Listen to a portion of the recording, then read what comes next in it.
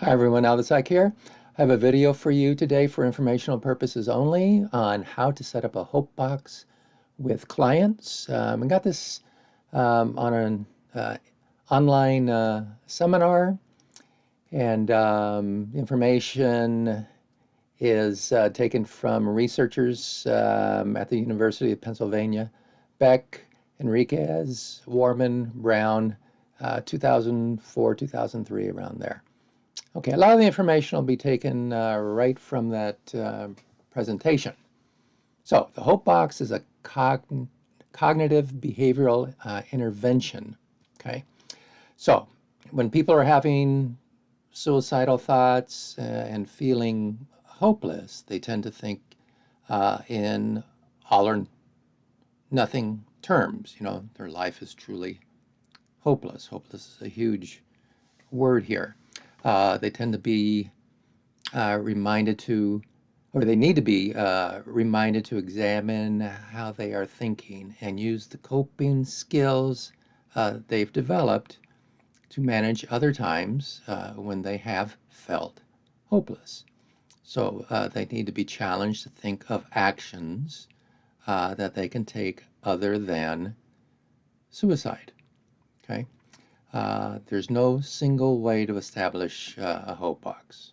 Okay. And some people refer to it as a hope kit. Anyway, there's no single way to establish a hope box with a client. You know, I'll give you some guidelines below, but things are a little individualized for each individual person. Okay, kind of makes sense. So we want to get clients thinking about things in the past that have given them hope or that have prevented them from attempting suicide. So pick a time when a family member uh, helped you in the past, go back in your life and recall when a particular friend was helpful. How about a time when someone you didn't know well did something special? You know, a doctor, an employer, coworker, whatever. Pick a situation when you did something that made you feel more hopeful. Maybe it was something as simple as just, doing some exercise or doing some activity that you like, reading or working, in the garden, something along those lines. Okay, so we're looking at past activities, past events to help us through, a tough time, basically. Another thing, describe a time in your life when you felt proud of yourself or something you did, when you got a good report card or, when you got a compliment or, you did a good job at something. Or, if you were to give me a photograph of hope, what would it look like? So you ask the client to put something that reminds them of each person, event, activity, or hopeful time, hopeful event, hopeful person. Ask them to put something about those people or events, activities into a container. Okay, so we want something tangible to go into that container. Um, and when they have a new item for the Hope Box, they should explain to you, therapist, what it is, its significance, and in what way it makes them feel hopeful. Now, okay, I mentioned that, yeah, this person, client should do this to the therapist. I mean, if you're going solo, obviously you're not doing that, but you might want to just tell yourself, okay, this is actually something that makes me feel hopeful. This is a time that made me feel hopeful.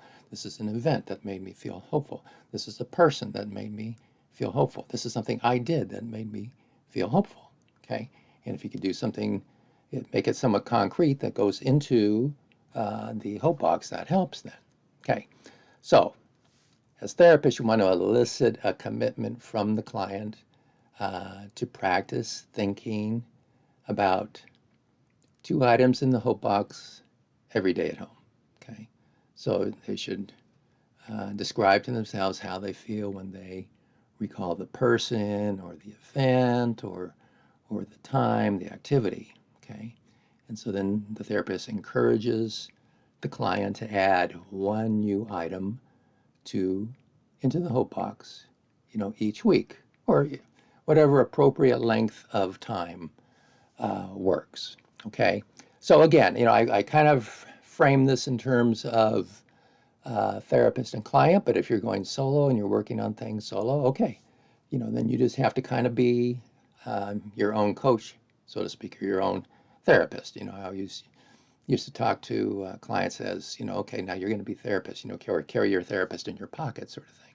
So when you're in this particular situation feeling hopeless, okay, now you have to be diligent and you have to make sure that, you're in charge of the hope box, you develop it, you look at the events and the activities that you did from the past that made you feel hopeful, and you have to stick to this. You go through the activities every day, you add an activity to the box, every week or whatever appropriate period of time, and that is something that could really pay dividends in the future. I'm going to end this part here, and then I'll come up with part two of this and finish it up. Okay, thanks.